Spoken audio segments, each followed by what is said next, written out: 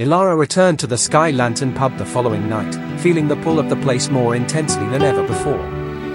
It was no longer a mere curiosity or a strange comfort. This need to be here felt primal, as though the pub itself whispered her name with each step she took toward it.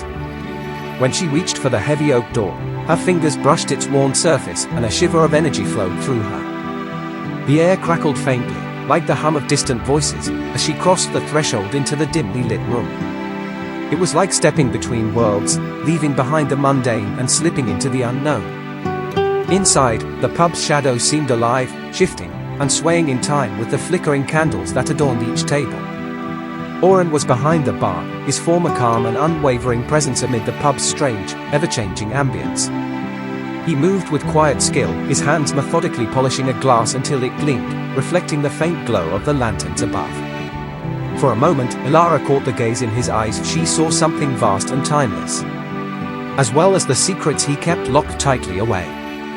She slid onto a stool, glancing around the room. The air was thick with the scent of aged wood and a hint of something floral, something she couldn't quite place. To her left, Darian was already seated, his frame relaxed and self-assured. Tonight, he looked different, more at home within these walls, as though he had always been a part of the pub itself. His dark eyes held a familiar intensity, and he gave her a brief nod, one that made her feel simultaneously seen and tested.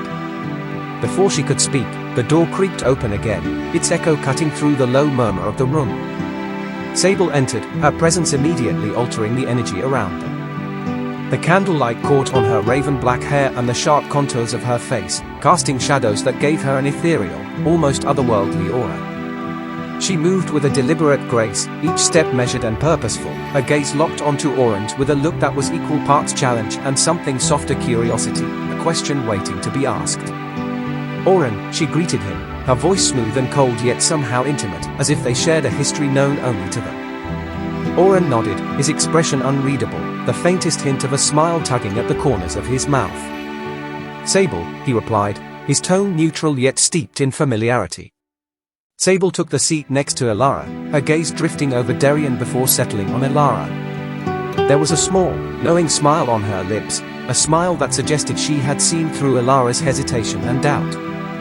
"You look as though you have questions, Elara," she said softly, the words laced with a quiet understanding. "This place tends to do that to people." Elara felt her cheeks warm, and before she could stop herself, the question spilled out. "Why are you here, Sable? You and Darian, what is your connection to this place?" Sable exchanged a glance with Darian, a silent conversation passing between them, rich with layers Elara couldn't grasp. Darian was the first to break the silence, his voice low but firm. "The Sky Lantern has always been a refuge, a sanctuary for the lost," he began, his gaze steady. "But each of us is drawn here for different reasons. Some come seeking answers, others come for solace." Orin cleared his throat, drawing all eyes to him. "This place is a crossing," he said, his voice measured, each word deliberates. "But it's more than just a passage between worlds. It's a threshold between light and dark, truth and deception. And everyone here is either running from something or moving toward it." At this, Sable's expression softened, a flicker of something vulnerable flashing across her face before she could mask it. "We're all searching for something, Elara," she said, her voice a whisper. "But some of us have been searching for longer than you can imagine." Elara leaned in, her pulse quickening. The air felt thicker, charged with an energy that both intrigued and unsettled her. She took a deep breath, then asked, "And what are you searching for, Sable?" Sable's eyes flickered, and for a moment, a storm brewed behind them, a lifetime of hidden regrets, unsaid apologies, and buried desires. She glanced briefly at Orin, defiance flashing across her face, before she answered.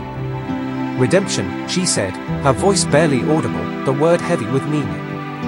"And a way to escape the shadows that haunt me."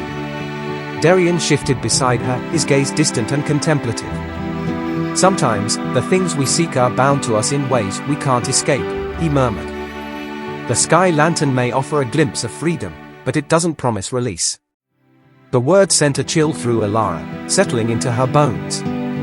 She had come to this pub searching for answers about her father's death, but it felt as though she had stumbled upon mysteries far greater than her own. The Sky Lantern wasn't merely a pub, it was a place that peeled back the layers of its patron souls, revealing truths they might rather keep hidden. Orin's voice cut through the silence, drawing her attention. Some questions are better left unanswered, Elara. This place has a way of revealing things in time, but only to those who are truly ready. Elara looked at him, her determination hardening.